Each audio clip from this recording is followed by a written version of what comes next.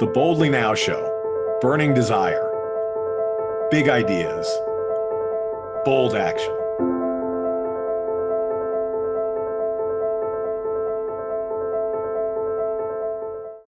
Hey, this is Michael Sean Conaway with Boldly Now. I am really excited to have Prince EA with me, international YouTube star, spoken word artist, and really, really great guy. Richard, welcome to the show. Thank you, Michael Sean. Really good to be here, man. Thanks for inviting me. I'm excited to have this conversation with you. Yeah, and we've got a couple of conversations that we want to have today. First, I want to just really quickly check in with you. How are you doing? How's your family doing? How's St. Louis doing? Things okay in the world? And if not, what do you see out there? Thank you for asking, man. My personal life is well. I can't complain. Family's healthy. Talk to my mom every day, my pops every day. Everybody's good. My brother, he's in law enforcement. He's in Cleveland, so he's kind of still on the streets, and he's got his essential job to do. But he's good. Him and his daughter are good. So the immediate family as well. My global family, I know a lot of people are suffering. The economy has collapsed in many ways. A lot of people have lost their livelihoods. But I always try to see opportunity in these problems. And I think there is a lot of opportunity for growth, for evolution, for change, for stillness, for taking this time of social distancing and going inward. So I think it's a great opportunity for people, and we're going to see a lot come out of this. I was talking to my brother the other day, and he told me a fact that I didn't know. He said during the Great Depression, the life expectancy went up by like 7 years or something like that. I was like, what? So there's a lot of good that can also come out of these terrible on the surface situations. And I think all of us can only be catalysts. We can do the best that we can with what we have. Yeah, and it seems like, like you said, maybe our lifespans will expand. Or it seems like there's opportunity here, and I think we feel it. I mean, like our hearts are broken in some ways, and our society and civilization's broken. But you might argue that it was broken before the pandemic. It's just the pandemic really demonstrated to us the brokenness of it. But there's also this hopeful, and maybe not even hopeful. There's this kind of passion that seems to be ignited in people about doing something or giving something or contributing to something or making things better in some way. And that seems like that's a great gift. I mean, I think that's the greatest thing that we could come out with, is more of a capacity to give and love. That's why we're here. That's why we've always been here. I know you interviewed Bruce Lipton. As a species, we didn't survive because of competition. It was collaboration. It was us coming together in harmony, working together as one, that allowed us to be this species that we are today. And now we have to make the next step. You know, we've had social conditioning kind of take us into this individualized mode of reality, and now we have to evolve into a collective field of reality. Yeah, great. And I think that's a great segue to introduce our audience just a little bit to this project that you and I worked on. That hasn't actually been released to the world. In fact, we're going to be releasing it. Actually, you may be watching it for the first time in the world right now. And it's a project that, it came out of dialogue between you and Bruce and other people talking about this idea of it being an imaginal cell, these cells in the in-between state between the caterpillar and the butterfly. I don't want to give away too much of the video, so I'll pause here, and then we'll play the video for everybody. And then you and I can come back and talk about what it means to interact and orchestrate as one. Okay, here we go. Here's the video.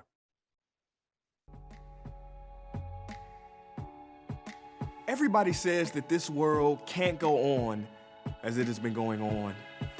They say our systems are failing us, the economy, healthcare, government, and that we are ruining the planet around us one tree at a time. They say we're not safe to walk around our town and our schools on our streets. And when I look around, it seems true. Unless it isn't. You see, a caterpillar spends its whole life in a frenetic drive to consume as many leaves as it can, never stopping. But then one day the caterpillar does stop.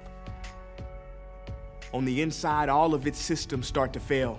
And slowly the cocoon hardens, the caterpillar disintegrates into an amino acid soup. And that caterpillar is no more. In that moment, cells that had been dormant in the caterpillar begin to rise up. At first as independent single-cell organisms, then they come together clustering in a community, and they imagine their way out of the wreckage of the caterpillar, and they build a butterfly. Yeah, you can see where this is going. But let's stop for a moment and ask ourselves, what would become of the caterpillar if those independent imaginal cells never came together?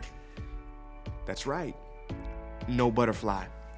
So if our systems are failing us and disintegrating to the ground, who are the imaginal cells amongst us? Those brightly burning independent people. From where I stand, it's you.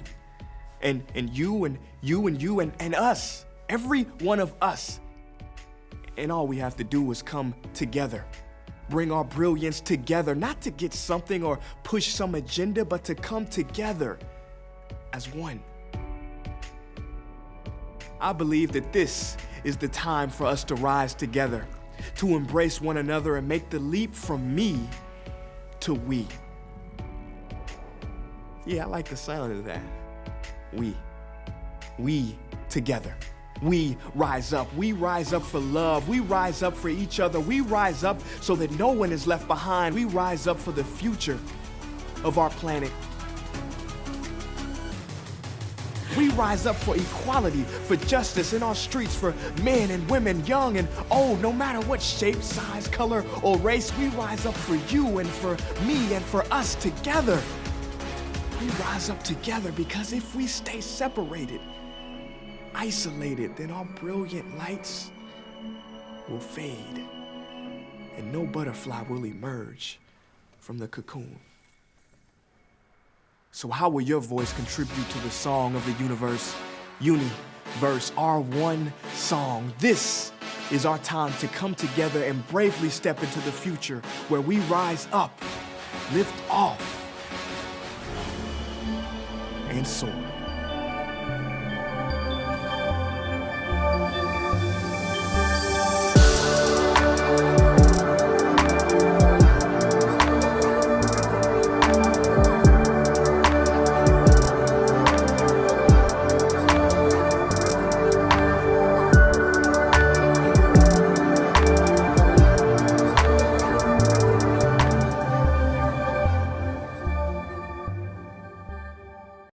Okay, welcome back.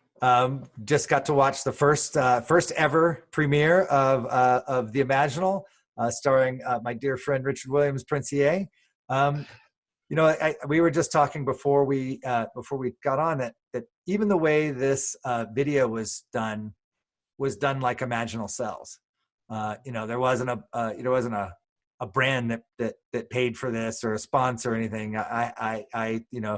Bruce talks about the Imaginal thing, and I know you've been on stages having that conversation with him, and then it caught my imagination. I'm like, wow, could we do an art piece and a video piece about this? And then I wrote some script things down. You and I talked, and then we met up in LA. We filmed that, and then an animation team in the UK started working on that. I don't even know.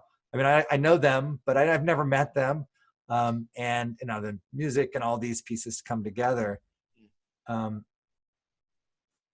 I feel for myself just really moved to be able to do that, to have that opportunity to share these big messages, have the collaborative community, and I think I want people to know that. I want people to know that these pieces, these finished videos and stuff, don't just appear, and they're not done in a factory. They're done by people who really care and love their topic, and you've been doing this for years. Like, I just hope people know how much you love the things that you do and how much you love and how much other people's love gets put into that. Tell us a little bit about how you work as an imaginal cell in this world right now. Wow. There's so many things that you said sparked so many different ideas in my mind. And we can use so many different metaphors to convey this message. One of my favorite metaphors is the man who's working on his house. He's got the hammer, right? He's got the hammer in one hand and his right hand and the nail in his left hand, and he's hammering the nail, and then his right hand hits the left hand, right, with the hammer. Now, the left hand never goes, give me that hammer, I want revenge. Right? It never says that. No, the right hand immediately goes to, even though they're different hands, the right hand immediately goes to the left hand to comfort it. Why? Because even though they look different, they might have different nail polish on the appearance, they're part of one body, one whole. And I think this realization that we are part of one body is the most profound discovery a human being can make in their lifetime. It's the true self versus the ego.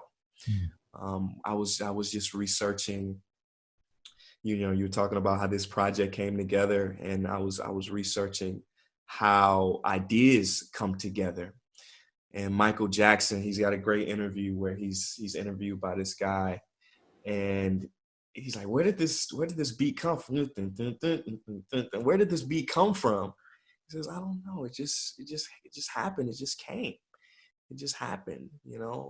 Beethoven, he said his ideas come from the muse.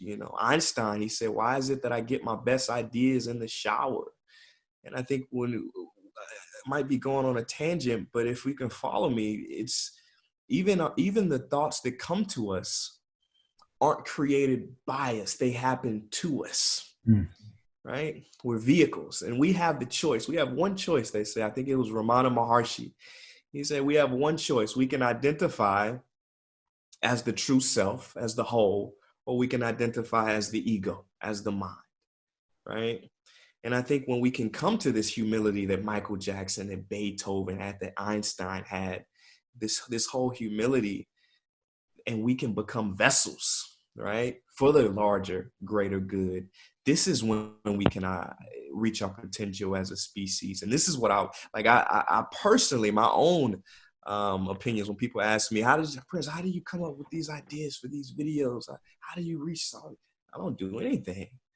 I'm just trying to be as vacuous, as spacious as I can for things to come through. That's it.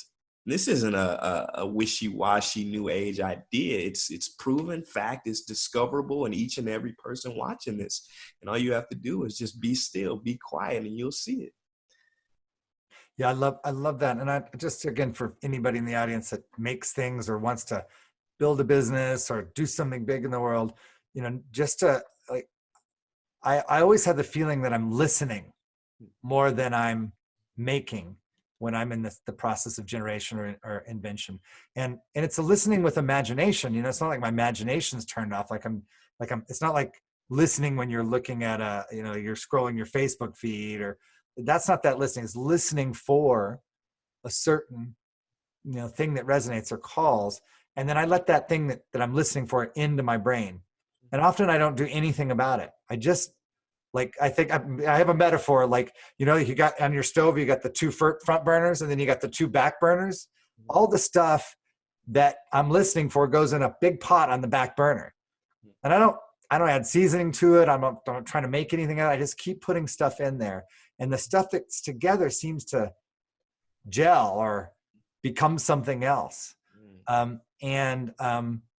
We can never do the great things we do by ourselves. It all comes in through something, and then it comes through our human connections. The nails are great. Have you ever tried to try nailing a nail without holding it with one hand, right? It requires the two hands. Yeah.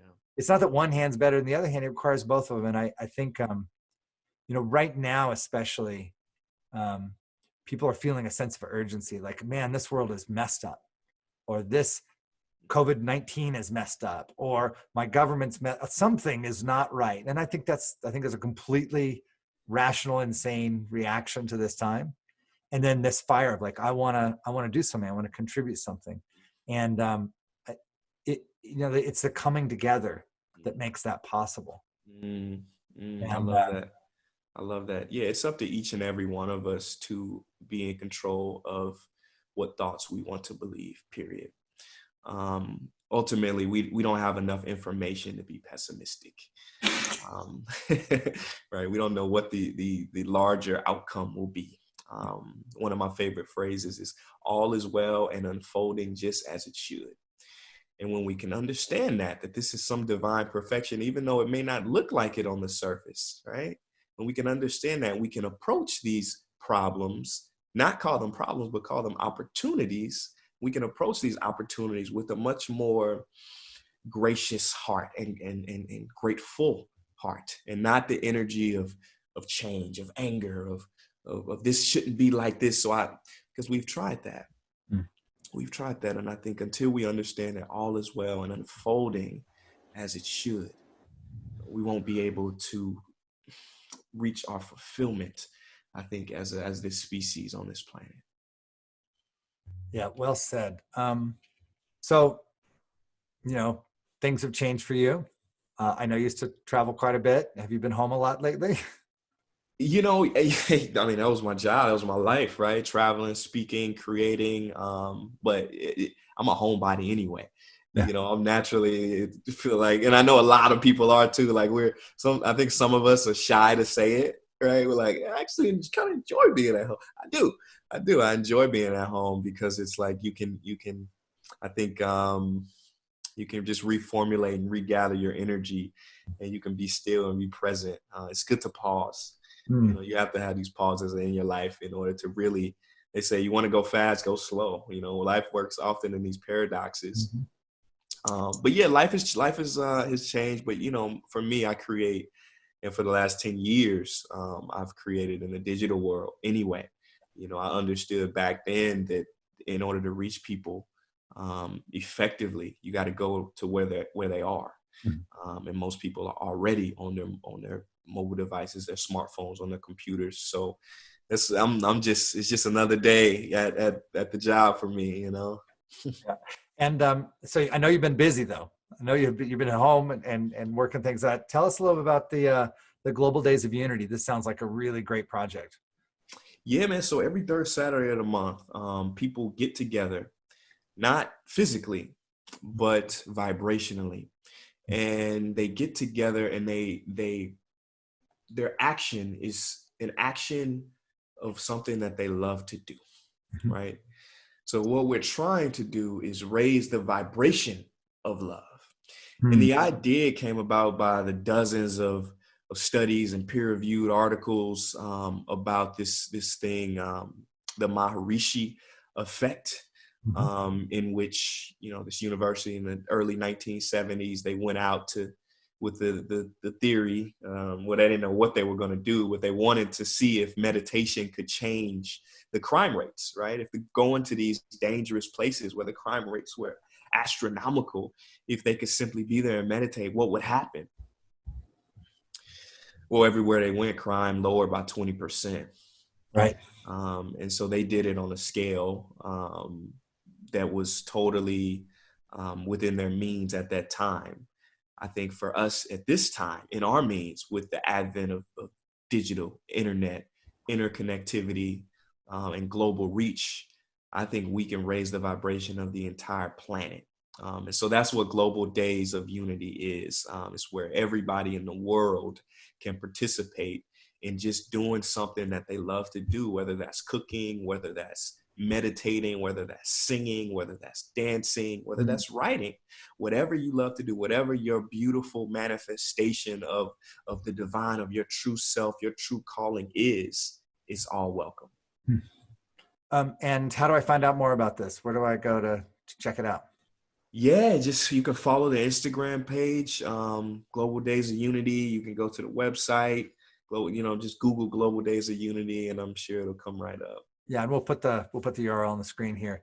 That's great. I just want to say, we need these kinds of things. We need ways that we can come together, things that we can do physically to express our love and our concern and these things in this period of time. So thank you for that. Tell me about your future, Richard. What are you looking forward to in the next couple of years? what's your big passion project right now? You're going big with the questions. I love it. Listen, for me, it's always been, how can I reach people, not just on a superficial way, but on a deep level?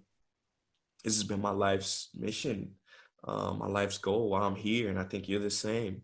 And so for me, I'm compiling everything that I've learned from here and here in books, and creating a program, creating a plan, which could eventuate into an app, basically to help the individual reach their highest versions of themselves. Because I think the only revolution is going to be the individual revolution.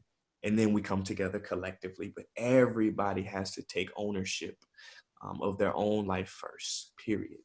And so it's a program, it's a membership, mind, body, spirit, right? We're a holistic system. A lot of the people in the inspirational space, I think they give an incomplete message, because without changing what you're eating, your gut health, which changes your brain health, how can you be inspired on a continuous basis, right?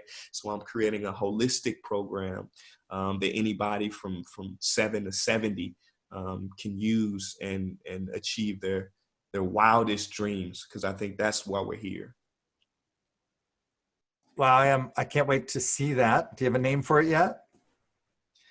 No, not. I mean, I'm planning. Early days then. Well, it's gonna be something along the lines of a master key. Yeah. Because for me, my goal has always been to find this universal master key that unlocks the heart of everybody. Yeah, great. Well, and people may not know about you because they probably see, your videos and think, oh wow, that's a really smart guy, and he has great poetry and great rhythm, and he gives great production value. I really appreciate his messages. Maybe people don't know about you that you are really serious about your physical health. You work out a lot, and your diet, and so it's not just the mental part and the heart part, which I think comes through just fine. But I know that this is a big passion of you for you personally. And I just think, like the things that we share from our personal experience are always much more powerful than when we share just something that we think is a good idea, huh? That's it. Yeah, the body, while it shouldn't ever be identified as you, because you're not the body, but we should take care of this vehicle while we have it as best as we can. So I've got over 10 years of research and nutrition and bioenergetics, and how we should move our bodies, what we should put into our bodies. Just real briefly, I tell people it's actually quite simple, because there's been so many diets, right, throughout history, especially in America, and yet we have we spend so much money, but we have some of the worst medical outcomes of any developed country. Because there's so much information, so many salesmen and women trying to make a quick buck. And I always tell people, it's really simple. Sweat every day, and don't eat anything with ingredients you can't pronounce. You do that, you've done half the battle. So I think we got to keep it simple, and that's what I'm trying to do, is simplify a protocol that anybody can follow. Yeah, great. Thank you. And I wanted to say, I've always been really moved by your willingness to just address the general public. You go out there, you're in front of a lot of people, and it's not like an elite club that you're running. It's really, really for just everybody, average people, any walk of life, that stumbles into your work. And, it's kind of rare, actually, to be somebody. I mean, I don't feel embarrassed. I'm going to call you a man of the people, because I really feel like that's who you are and how you show up. And I for one really appreciate that. I appreciate that. Thank you, Michael Sean. Just another Imaginal cell, man. Trying to do the best that I can. And where I come from too, man. Like, I come from the north side of St. Louis, Missouri. The north side is always on the FBI's top most dangerous city list.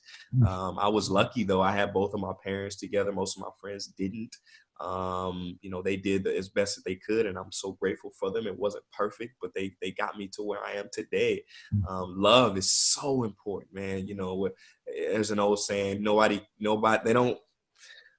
cares how much you know until they know how much you care. And I think we got to love each other, man. The foundation of everything we're trying to do is love. And for me personally, I've been very lucky to have the love of my parents. And I want to spread that to each and every person, because there are a lot of people that grow up where I come from that think, you know, they're all alone in this world. There's nobody that cares about them. There's so many people like that. And I want to show them that I'm here, and that we can change our self-image, and we can change our mindset to something that emboldens us and doesn't take away from who we truly are. Yeah. And then what future comes from that, huh? Like once we get complete. Wow. Beauty. And we don't know. That's the thing, you know. In the Tao, they say, you know, the result, you don't own the results. Right. You can only put in as much as you can in the process. Great. So let's keep working out on making the world a unified, loving place. I'm ready for that daily practice. We'll look for your Global Days community for sure. Thank you so much from my heart to your heart. I'm just happy to be with you again. And I'm sure our audience will really appreciate your kind words and encouragement. And I want to salute you too, man, for always walking the walk. I know you've committed your life to this stuff, man. And it's beautiful. You've answered the call. Seriously, you continue to answer the call every day. And you continue to show expressive ways of the divine, of beauty, of where we can be, not where we are. So I really appreciate you too, Michael Sean. Thank you for what you do and who you are. Lots of love, Richard. I'll give you the Zoom hug. The Boldly Now Show, igniting the world of burning desire, big ideas, and bold action. Boldly Now is an initiative of the Generative Futures Initiative, generating a thriving future for humanity. Learn more at generativefuturesinitiative.com.